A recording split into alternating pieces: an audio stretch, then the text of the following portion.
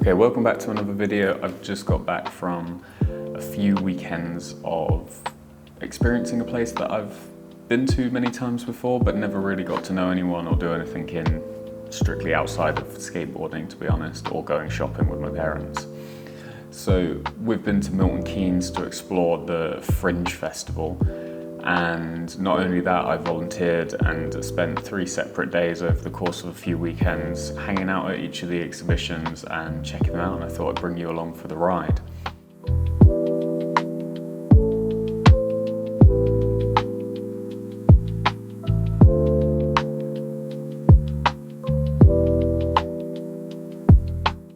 So the first exhibit I was stationed at was in the old bus station, which is a pretty important landmark if you're into skateboarding, because there's the skate space opposite that I spent every morning. I was in MK waiting for the exhibitions to open skateboarding. So for my first day, it was great just to roll around the corner after skateboarding all morning and hop in. This show was a big group exhibition across 2 floors of the building with a really wide range of artists, and nicely as well, a few Northampton names, and another new friend of the studio as well, Sagar Karacha, who's produced the most amazing photo book I've seen come out of the local area in a long time. So this exhibition brought together quite a range of work by artists of varying size, and it was really cool to just be in quite an odd space. There was one exhibit in a bathroom itself that I thought was really fun, and it was really interesting to get involved with a scene that I'd not really dipped my toes in. Unfortunately, the day I was there was the day after their private view, so a lot of people coming were kind of bummed that they missed the private view in the party or had already been to the show, so it wasn't the busiest of days.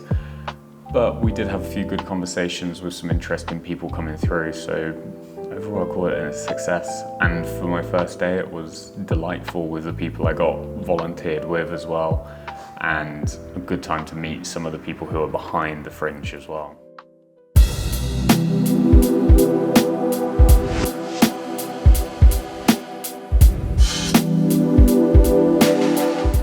So the next exhibition I was at was a show called Places to Gather, not Together, to Gather. And it was a collection of pottery from a group that exists in MK. They called it an intergenerational workshop, which is basically means they had a lot of young people and a lot of old people working together to make pottery around the idea of living in MK. So there was lots of talk of how the town had changed, how it became a city, memories and things they hold on to, and passing that knowledge down to younger people, which was quite touching to see. And reading all of the pieces that were sat about, it kind of made you realize the importance of keeping local history alive and making sure younger generations understand where they are from the people who actually lived it. Response from the public of this one, it was in the shopping centre itself, and to be honest, I as a volunteer, I'm not a ceramicist, so I had to deal with a lot of kind of unsuspecting people coming in going,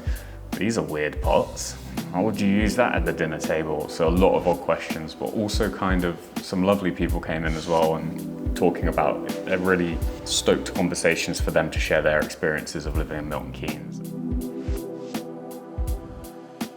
So the last show I was stationed at was a henna exhibition. And this one was on the market of Milton Keynes in one of the stalls, but they'd totally transformed the space into feeling like a very cozy setting, almost like you were in someone's house that you could just hang out with, look at all of the pictures. There was loads of books in literature. You could design henna, and it was another workshop again, but a self-led workshop where the people could come in and participate. I was here on the very, very last day of the festival, so it was quite a unique experience of some people being like, thank God I didn't miss it, and other people being like, not coming because they already thought it was over, and then getting annoyed when they found out there was still a day to come. But also, again, the same experience with the second show of people unsuspectingly walk off the street. I got asked several times if I'm a henna artist and if they could hire me, and I had to explain politely that, look at me, I'm really definitely not.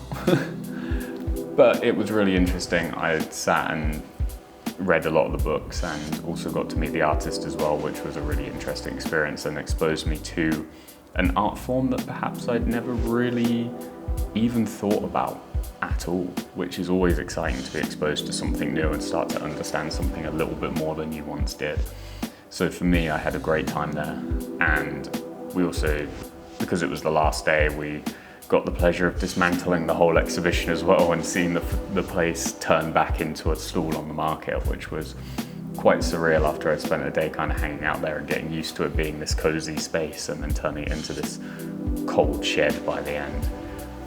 So that was kind of a little walkthrough of my experience as a volunteer at the MK Fringe.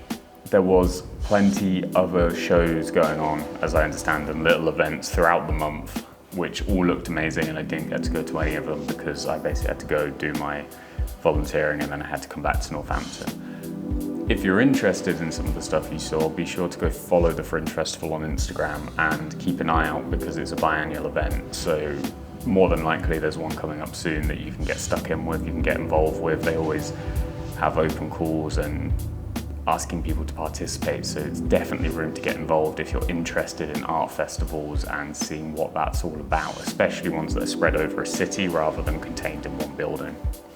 So that's enough for this time. I'll see you soon.